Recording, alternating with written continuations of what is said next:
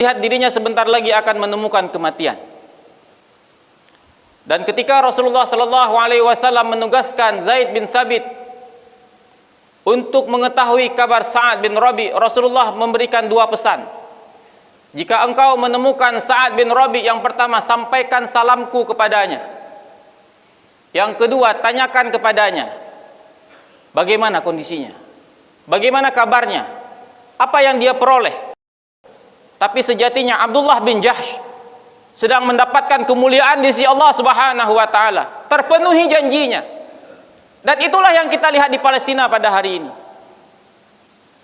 Ketika kita melihat seorang kakek kehilangan cucunya, dia memeluknya dengan begitu dalam. Dia merasa bahagia Pak ketika cucunya dia yakini memperoleh syurga di hadapan Allah. Assalamualaikum warahmatullahi wabarakatuh. Banyak sekali pertanyaan jamaah, Ustadz kasih kami channel untuk kajian anak-anak muda. Di antara anak muda berasal dari Aceh, luar biasa, channelnya Maulizul Akbar Nak. Tonton, subscribe, like, share, komen. Assalamualaikum warahmatullahi wabarakatuh.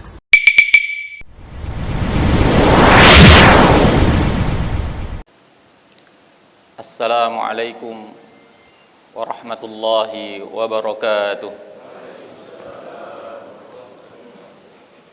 Alhamdulillahi rabbil alamin, alladzi anzala as-sakinata fi qulubil mu'minin liyazdadu imanan ma'a imanihim. Walillahi junudus samawati wal ardh wa kana Allahu aliman hakima. أشهد أن لا إله إلا الله وحده لا شريك له وأشهد أن محمدا عبده ورسوله الذي لا نبي بعده. اللهم فصل وسلم وبارك على نبينا محمد صلى الله عليه وسلم تسليما كثيرا وصلى الله على آله وصحبه أجمعين. فقال الله تعالى في كتابه الكريم: أعوذ بالله السميع العليم من الشيطان الرجيم. بسم الله الرحمن الرحيم. إن الله اشترى من المؤمنين أنفسهم وأموالهم بأن لهم الجنة يقاتلون في سبيل الله فيقتلون ويقتلون وعدا عليه حقا في التوراة والإنجيل والقرآن. ومن أوفى بعهده من الله فاستبشروا ببيعكم الذي بايعتم به وذلك هو الفوز العظيم. صدق الله العظيم. Sidang jamaah subuh yang dirahmati Allah Subhanahu wa taala, puji dan syukur kita panjatkan kehadirat Allah Subhanahu wa taala atas segala bentuk limpahan rahmat dan juga curahan nikmatnya kepada kita semua. Dan kemudian tak lupa salawat beriring salam semoga senantiasa tercurahkan kepada baginda Rasulullah Muhammad sallallahu alaihi wasallam. Begitu pula kepada para keluarganya dan juga kepada para sahabatnya sekalian. Sidang jamaah yang dirahmati Allah Subhanahu wa taala, tepatnya pada tahun ketiga Hijriyah, pada bulan Syawal, di hari Sabtu, Rasulullah sallallahu alaihi wasallam bersama kaum muslimin pada saat itu menghadapi satu peperangan yang cukup besar. Peperangan ini kita kenal dengan nama Perang Uhud. Perang yang pada saat itu diikuti oleh 1.000 orang, tapi di tengah jalan 300 orang munafik kembali ke kota Madinah. Sehingga pada saat itu Rasulullah sallallahu alaihi wasallam hanya membersamai 700 prajurit orang-orang yang beriman melawan 3.000 prajurit pasukan kafir Quraisy. Ada banyak peristiwa pada perang ini, digambarkan secara panjang lebar oleh Allah Subhanahu wa taala di dalam surah Ali Imran. Dan berikut mari kita lihat beberapa kisah yang terdapat di dalam perang ini. Pada malam hari menjelang terjadinya perang Uhud, ada 2 orang sahabat yang sudah menjalin persahabatan begitu lama. Mereka adalah Abdullah bin Jahsh dan Sa'ad bin Abi Waqqas. Pada saat itu Abdullah bin Jahsh mengajak Sa'ad bin Abi Waqqas untuk duduk bersama di malam terakhir itu dan saling berbagi doa. Satu orang berdoa, maka yang lain mengaminkan, dan kemudian bergantian. Yang pertama mendapatkan giliran berdoa adalah Sa'ad bin Abi Waqqas. Sa'ad pun kemudian berdoa, "Ya Allah, esok hari izinkan aku bertemu dengan musuhmu dan musuh Rasulmu, musuh yang kuat dan pemberani. Izinkan aku bertempur dengannya, dan berilah kepadaku kemenangan, dan kemudian aku mendapatkan harta rampasan perang dari dirinya." Abdullah bin Jahsh kemudian mengaminkan doa itu. Selesai Sa'ad bin Abi Waqqas berdoa, giliran Abdullah bin Jahsh berdoa kepada Allah Subhanahu wa taala. Abdullah bin Jahsh mengatakan, "Ya Allah, izinkan esok hari aku bertemu dengan musuhmu. Aku berperang di jalanmu, dan kemudian izinkan aku bertemu dengan musuhmu yang begitu kuat dan pemberani. Dan kemudian ya Allah, dia kemudian membunuhku. Dan kemudian dia memotong hidung dan kupingku. Agar pada hari kiamat nanti engkau bertanya kepadaku, wahai Allah, wahai Abdullah, di mana kuping dan hidungmu? Aku akan mengatakan, kuping dan hidungku ini terpotong di jalanmu, wahai Allah Subhanahu wa ta'ala." Sa'ad bin Abi Waqqas awalnya ragu, tapi kemudian sudah sepakat di awal bahwa kita saling berganti doa dan mengaminkan. Sa'ad bin Abi Waqqas pun kemudian mengaminkan doa Abdullah bin Jahsh. Sehingga kemudian keesokan harinya terjadi pertempuran. Tentang Sa'ad bin Abi Waqqas, Allah Subhanahu wa ta'ala kabulkan doanya. Dia bertemu dengan musuh yang begitu kuat, dia berduel dengan musuh itu, dan kemudian Allah mengizinkan dirinya memenangkan pertempuran itu, dan kemudian dia memperoleh harta rampasan perang, pelana, kuda, tameng, pedang, dan lain sebagainya. Setelah itu Sa'ad bin Abi Waqqas teringat akan doa yang dilantunkan oleh sahabatnya semalam. Dia pun kemudian mencari di mana Abdullah bin Jahsh. Dia mencari ke sana kemari sampai kemudian dia bertemu dengan sahabatnya Abdullah bin Jahsh. Dan ternyata Abdullah bin Jahsh sudah terkapar, meninggal dunia. Dan persis seperti apa yang dimintakan oleh Abdullah bin Jahsh. Hidungnya terpotong, kupingnya terpotong dan tergantung di sebuah pohon dengan benang. Saya sering bertanya kepada para jamaah, ketika saya mengatakan pada saat itu Sa'ad bin Abi Waqqas menyesal. Malam harinya dia berdoa dan kemudian mengaminkan. Saya bertanya, kira-kira apakah alasan yang menjadikan Sa'ad bin Abi Waqqas menyesal?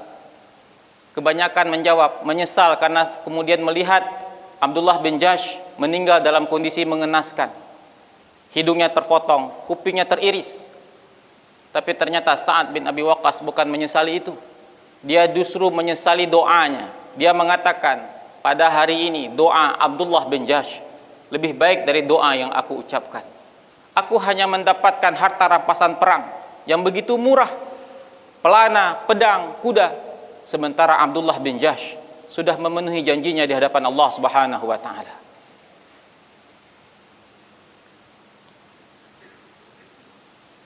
Ketika selesai perang Uhud, Rasulullah sallallahu alaihi wasallam secara khusus bertanya tentang seorang sahabat yang bernama Sa'ad bin Rabi'. Tahukah kalian di mana Sa'ad bin Rabi'? Tak satu pun di antara para sahabat memberikan jawaban. Sehingga kemudian Rasulullah SAW menyuruh satu orang di antara para sahabat yang masih hidup untuk mencari di mana Sa'ad bin Rabi'. Sampai kemudian Zaid bin Thabit diberikan tugas oleh Rasulullah untuk mencari di mana Sa'ad bin Rabi'. Sampai kemudian Zaid memberikan pengakuan, aku pun kemudian mencari di mana Sa'ad bin Rabi'. Dan akhirnya aku menemukan seorang laki-laki yang tergeletak di atas tanah. Dialah Sa'ad bin Rabi. Pada tubuhnya aku melihat ada 70 luka, sayatan pedang, hujaman tombak dan anak panah. Dan aku melihat dirinya sebentar lagi akan menemukan kematian. Dan ketika Rasulullah sallallahu alaihi wasallam menugaskan Zaid bin Thabit untuk mengetahui kabar Sa'ad bin Rabi, Rasulullah memberikan dua pesan. Jika engkau menemukan Sa'ad bin Rabi, yang pertama, sampaikan salamku kepadanya. Yang kedua, tanyakan kepadanya bagaimana kondisinya, bagaimana kabarnya, apa yang dia peroleh. Sehingga ketika Zaid bin Thabit bertemu dengan Sa'ad bin Rabi yang pada saat itu dalam kondisi sekarat, Zaid kemudian bertanya, "Ya Sa'ad, ya Sa'ad, sesungguhnya Rasulullah sallallahu alaihi wasallam mengirimkan salam untukmu."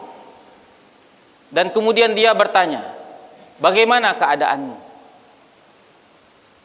Perhatikan, Zaid bin Thabit mengatakan pada diri Sa'ad bin Rabi ada 70 luka. Anak panah, tombak tertancap di tubuhnya, 70 luka. Begitu parah lukanya. Dan kemudian dalam kondisi yang kepayahan, Sa'ad bin Rabi kemudian menjawab kepada Rasulullah sallallahu alaihi wasallam, "Sampaikan kepadanya salamku kembali." Atas pertanyaan yang kedua, "Bagaimana kondisimu?" Kemudian Sa'ad bin Rabi mengatakan, "Sekarang aku sedang mencium bau surga."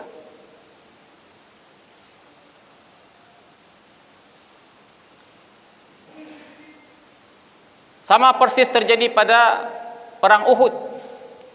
Ada seorang sahabat yang bernama Jabir bin Abdullah bin Amr bin Haram. Ketika mengetahui ayahnya meninggal dunia, dia begitu sedih. Tapi kemudian Rasulullah sallallahu alaihi wasallam mengatakan, "Wahai Jabir, sesungguhnya ayahmu telah wafat." Dan dalam sebuah hadis qudsi dikatakan oleh Rasulullah sallallahu alaihi wasallam bahwa sesungguhnya Allah Subhanahu wa taala mengajak ayahmu berbicara. Yang di sana Allah Subhanahu wa taala mengatakan kepada Abdullah bin Amr bin Haram, "Mintalah kepadaku, niscaya aku akan mengabulkan permintaanmu." Apa yang diminta oleh Abdullah bin Amr bin Haram? "Ya Allah, kembalikan lagi aku ke dunia agar aku bisa kembali berperang di jalanmu ya Allah, dan kemudian terbunuh, dan kemudian aku hidup kembali, dan kembali berperang di jalanmu, dan kemudian terbunuh." Allah Subhanahu wa taala kemudian mengatakan, "Sudah menjadi ketetapanku bahwa siapa saja yang sudah mati tidak hidup kembali." Kemudian Abdullah bin Amr bin Haram dalam dialog itu mengatakan, "Kalau begitu wahai Allah, sampaikan kepada manusia tentang keutamaan yang kau berikan kepada orang-orang yang wafat di jalanmu." Kisah ini menjadi salah satu latar belakang turunnya ayat ke-169 di surah Ali Imran. Yang di sana Allah Subhanahu wa taala mengatakan, "Wala tahsabanna alladzina qutilu fi sabilillahi amwata bal ahya'un inda rabbihim." Janganlah kalian mengira orang-orang yang terbunuh di jalan Allah Subhanahu wa taala itu mati. Bal ahya'un, mereka sesungguhnya hidup dan mereka memperoleh rezeki di sisi Tuhannya. Pada perang Mu'tah ada seorang sahabat sekaligus sepupu Nabi sallallahu alaihi wasallam, Ja'far bin Abi Thalib namanya. Ketika berperang setelah dua panglima wafat, satu panglima, ada tiga panglima ditunjuk oleh Nabi sallallahu alaihi wasallam. Yang pertama adalah Zaid bin Haritsah, wafat. Kemudian digantikan oleh Ja'far bin Abi Thalib. Dan di perang itu Ja'far bin Abi Thalib juga wafat dalam kondisi tubuhnya terbelah, kedua tangannya lepas, dipotong oleh pedang musuh. Tubuhnya terbelah. Pertama dia memegang panji dengan tangan kanannya, datang musuh yang begitu kuat, memotong tangan kanannya. Kemudian dengan tangan kirinya dia memegang panji itu, dipotong lagi tangan kirinya, dua belah tangannya terputus. Kemudian dia dekap panji itu, kemudian musuh itu membelah dirinya. Mengenaskan sekali kematiannya. Tapi kemudian Rasulullah sallallahu alaihi wasallam mengatakan bahwa Ja'far bin Abi Thalib adalah seorang sahabat yang nantinya di dalam surga akan mendapatkan 2 sayap, yang dengan sayap itu dia bisa terbang kemanapun dia inginkan di dalam surga Allah Subhanahu wa ta'ala. Sehingga Ja'far bin Abi Thalib diberikan gelar Dzul Jannahain, sang pemilik 2 sayap. Sidang jamaah subuh yang dirahmati Allah Subhanahu wa ta'ala, pada kesempatan SMS ini kami secara khusus diminta oleh Khadim untuk menyampaikan tentang derita saudara-saudara kita di Palestina. Bagaimana kita pada hari ini merasakan penderitaan mereka. Tapi sidang jamaah yang dirahmati Allah Subhanahu wa ta'ala, tadi saya mengawali tausiah ini dengan beberapa kisah yang terjadi di perang Uhud. Kisah para sahabat yang secara zahir kita melihat mereka meninggal dalam kondisi mengenaskan. Terpotong hidungnya, terpotong kupingnya,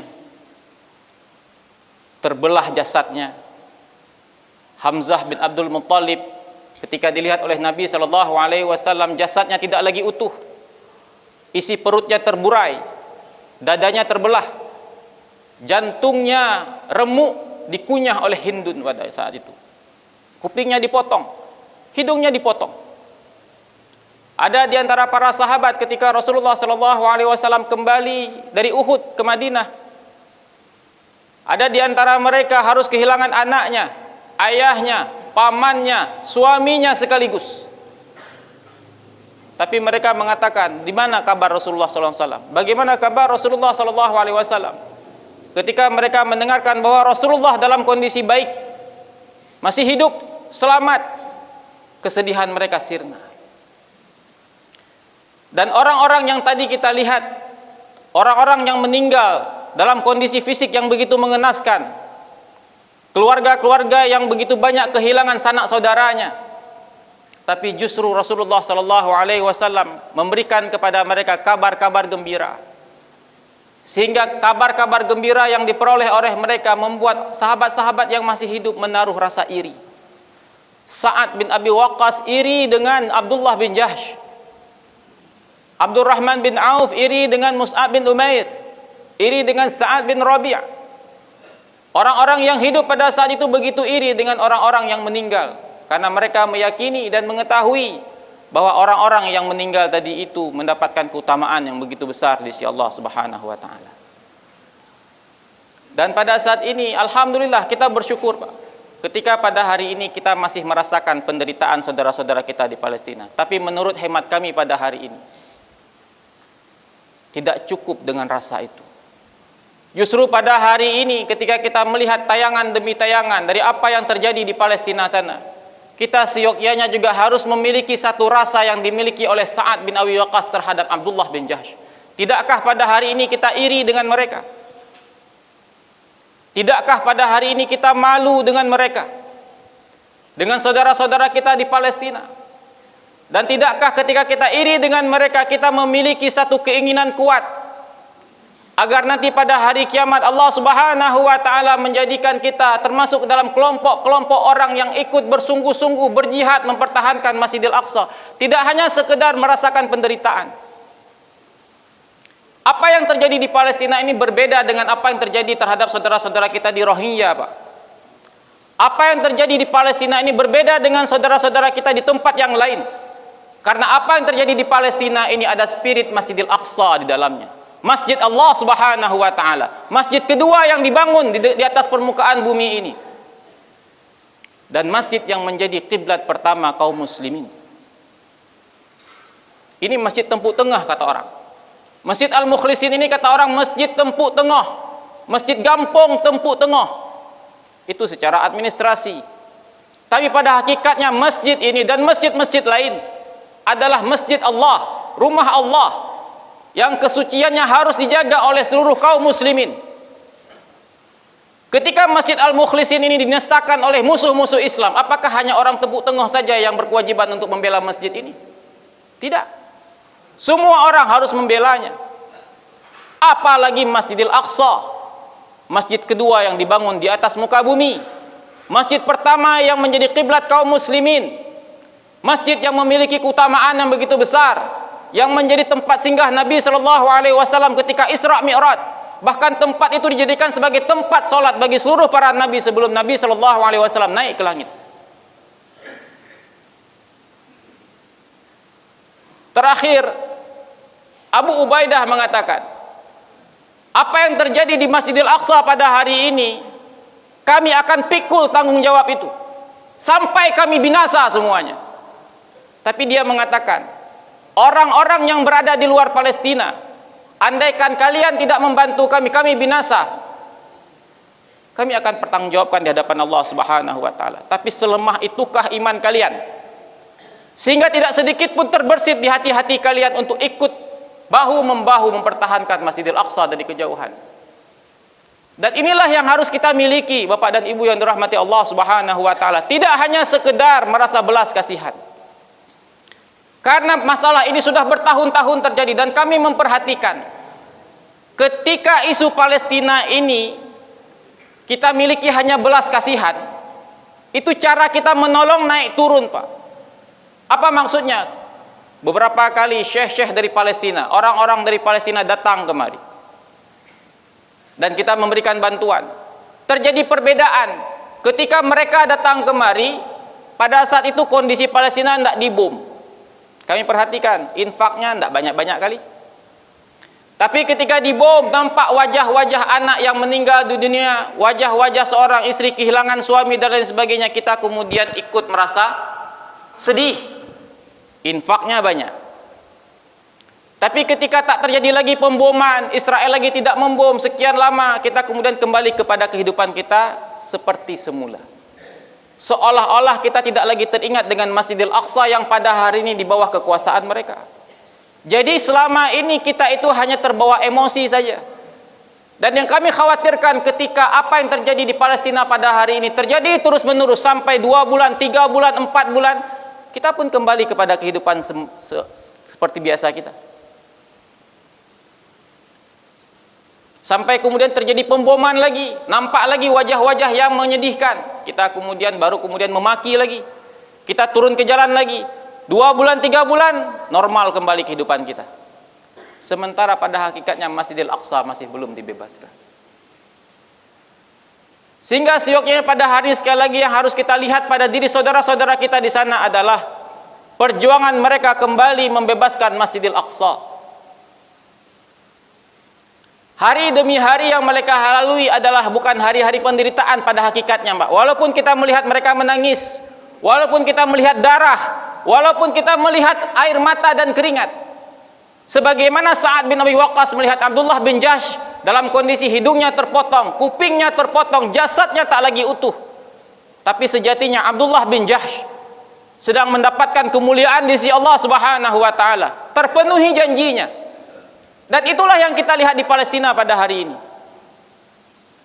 Ketika kita melihat seorang kakek kehilangan cucunya, dia memeluknya dengan begitu dalam. Dia merasa bahagia, Pak, ketika cucunya dia yakini memperoleh syurga di hadapan Allah Subhanahu wa taala. Dan dia berharap dia akan menyusul cucunya. Tidakkah kita ini ketika kita melihat seorang istri meninggal suaminya, yang kalau kita di sini terjadi, maka seorang istri itu akan begitu sedih, tapi justru seorang istri ini mengucapkan hamdalah, memuji Allah Subhanahu wa taala karena dia meyakini suaminya mendapatkan kemuliaan di sisi Allah Subhanahu wa taala. Tidakkah kita iri ketika melihat seorang ibu kehilangan anaknya, bukan satu, semuanya? Dia begitu tegar, menunggu-nunggu kapan waktunya akan tiba, menyusul anaknya. Hari-hari mereka adalah hari-hari pembuktian. Hari-hari mereka adalah hari-hari jual beli dengan Allah Subhanahu wa taala. Sebagaimana disampaikan oleh Allah Subhanahu wa taala dalam surah At-Taubah, Innallaha ashtara minal mu'minina anfusahum wa amwalahum bi anna lahumul jannah. Sesungguhnya Allah Subhanahu wa taala membeli dari orang-orang beriman itu anfusahum wa amwalahum, jiwa-jiwa mereka dan harta-harta mereka, bi anna lahumul jannah, Allah beli dengan syurga. Yuqatiluna fi sabilillahi fayaqtuluna wa yuqtalun. Mereka itu berperang di jalan Allah Subhanahu wa taala, membunuh atau terbunuh.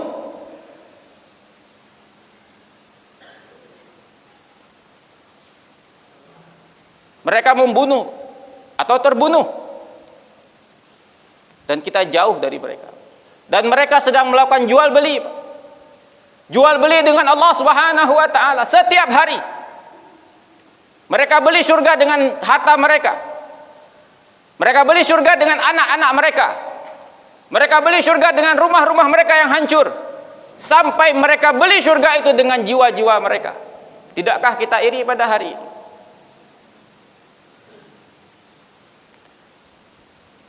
Seharusnya kita iri pada hari ini dengan mereka. Kita malu. Dan semoga rasa iri kita itu pada hari ini mendorong kita untuk secara istiqomah, mendukung apa yang mereka lakukan, sehingga dengan harapan kita dicatat oleh Allah Subhanahu wa taala sebagai bagian orang yang berjihad. Di banyak tempat kami katakan, ketika kita pada hari ini berinfak, bersedekah kepada saudara-saudara kita di Palestina, tidak hanya berupa belas kasihan, walaupun itu juga kewajiban kita sebagai seorang mukmin, merasakan penderitaan saudara-saudara kita. Tapi mari kemudian kita tambah niat kita. Ketika kita masukkan uang-uang kita, harta-harta kita, kita niatkan, ya Allah, ini adalah bentuk pembuktian saya, walaupun kecil. Walaupun kita pada hari ini masih menghitung-hitung lembar demi lembar rupiah di kantong dan dompet kita, Pak. Pada saat yang sama mereka tak lagi menghitung itu. Tapi tidak apa-apa, memang begitulah keimanan kita, Pak. Masih begitu tipis, masih begitu rapuh. Tapi paling tidak kita niatkan, ini adalah bentuk pembuktian saya, wahai Allah. Saya ingin menjadi bagian dari orang yang berjihad.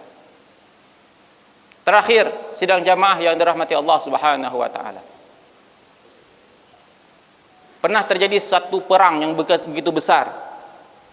Namanya perang Tabuk. Sidang jamaah boleh melihat kisah ini diabadikan oleh Allah Subhanahu wa taala di dalam surah At-Taubah. Tabuk ini tempatnya begitu jauh dari Madinah, sehingga peperangan ini membutuhkan biaya yang besar, di antaranya untuk membeli hewan tunggangan. Sehingga yang memungkinkan diizinkan oleh Nabi sallallahu alaihi wasallam untuk berangkat ke sana hanyalah orang-orang yang bisa memiliki perbekalan. Namun ada di antara orang-orang munafik, mereka justru meminta izin kepada Rasulullah dengan berbagai macam alasan agar mereka diizinkan untuk tidak pergi. Padahal mereka punya kemampuan, mereka punya uang, mereka punya kendaraan, tapi mereka memohon izin. Tapi ada di antara orang-orang beriman, mereka datang kepada Rasulullah sallallahu alaihi wasallam mengatakan, wahai Rasulullah, sesungguhnya kami begitu ingin ikut berjuang, berjihad di jalan Allah Subhanahu wa taala, tapi kami tidak memiliki hewan tunggangan, wahai Rasulullah. Kami tidak punya uang untuk membelinya. Dan kemudian Rasulullah sallallahu alaihi wasallam mengatakan kepada mereka bahwa mereka diizinkan. Allah mengizinkan mereka untuk tidak berangkat ke medan perang. Ini adalah orang-orang yang benar keimanannya, Pak.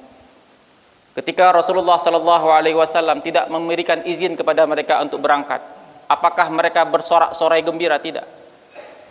Al-Quran mengabadikan kisah mereka ini dalam surah At-Taubah ayat 92. Ketika di sana dikatakan oleh Allah Subhanahu wa taala, mereka pulang ke rumah-rumah mereka dalam kondisi mereka menangis, mengalir air matanya karena tidak memiliki peluang untuk berangkat ke medan perang. Tapi sembari menangis, mereka pulang ke rumah-rumah mereka, Pak, memastikan kembali apakah ada harta yang bisa kami infakkan walaupun kami tidak bisa berangkat. Sehingga ada di antara para sahabat itu, Pak, hanya memiliki satu butir kurma. Satu butir kurma. Digeledah rumahnya, tidak ada makanan lain, yang punya cuma satu butir kurma. Dia datang menghadap Rasulullah sallallahu alaihi wasallam, memohon kepada Rasulullah, wahai Rasulullah, aku hanya punya satu butir kurma. terimalah pemberian kami sebagai bukti bahwa kami juga berjihad di jalan-Mu. Tapi ada sahabat yang lain, Abu Aqil namanya. Dia memeriksa rumahnya, sama sekali tidak mendapatkan apapun yang dapat diinfakkan di jalan Allah Subhanahu wa taala. Sampai kemudian Abu Aqil punya ide. Dia akhirnya pergi ke rumah-rumah penduduk Madinah, menawarkan kepada penduduk Madinah jasa menimba air untuk diantarkan ke setiap rumah dengan imbalan 1 genggam kurma. Akhirnya Abu Aqil semalam suntuk menimba air. Sampai kemudian keesokan pagi harinya dia hanya memiliki 1 genggam kurma dewasa. Dan dia datang kepada Rasulullah sallallahu alaihi wasallam. Wahai Rasulullah, ini yang bisa aku usahakan untuk aku infakkan di jalan Allah Subhanahu wa taala. Begitulah mereka, Pak. Mereka justru iri ketika mendapati mereka tidak bisa melakukan amal-amal jihad fisabilillah, sementara ada orang lain yang bisa melakukan itu. Dan kemudian ketika Rasulullah sallallahu alaihi wasallam berangkat, di tengah jalan Rasulullah mengatakan, sesungguhnya ada di antara kalian terhalang untuk berangkat jihad fisabilillah. Mereka tinggal di kota Madinah, tapi sesungguhnya Allah Subhanahu wa taala mencatat untuk mereka bahwa mereka adalah bagian dari kita. Artinya mereka adalah orang-orang yang dicatat oleh Allah Subhanahu wa taala sebagai orang yang berjihad walaupun mereka tidak berangkat ke medan Tabuk. Sidang jamaah yang dirahmati Allah Subhanahu wa taala. Rasulullah juga pernah mengatakan, ada 3 orang yang masuk ke dalam surga Allah Subhanahu wa taala disebabkan oleh 1 anak panah. Siapakah mereka? Yang pertama tentu saja orang yang melemparkan anak panah di medan perang. Siapakah 2 orang lagi yang lain? Seorang yang membuat anak panah di belakang medan perang. Dia membuat anak panah. Dia tidak ikut berperang, dia hanya membuat saja. Dia juga masuk ke dalam surga Allah Subhanahu wa taala. Terus siapa satu lagi? Dialah orang yang mengantarkan anak panah tadi dari sang pembuat kepada orang yang melemparkan di medan perang. Semuanya mendapatkan kesempatan masuk ke dalam surga dengan 1 anak panah. Dan pada hari ini orang-orang di Palestina sana, saudara-saudara kita, mereka berada di front terdepan, berjihad, berjuang untuk kembali membebaskan Masjidil Aqsa. Kita jauh dari sana, Pak. Tapi kita juga seyogyanya memiliki satu pemahaman. Kita juga ingin menjadi bagian dari mereka. Kita ingin dicatat oleh Allah Subhanahu wa taala menjadi bagian dari perjuangan. Dan inilah yang harus kita tanamkan pada diri-diri kita. Fa'tabiru ya ulil absar la'allakum turhamun. Subhanakallahumma wa bihamdika asyhadu an la ilaha illa anta astaghfiruka wa atubu ilaik. Assalamualaikum warahmatullahi wabarakatuh.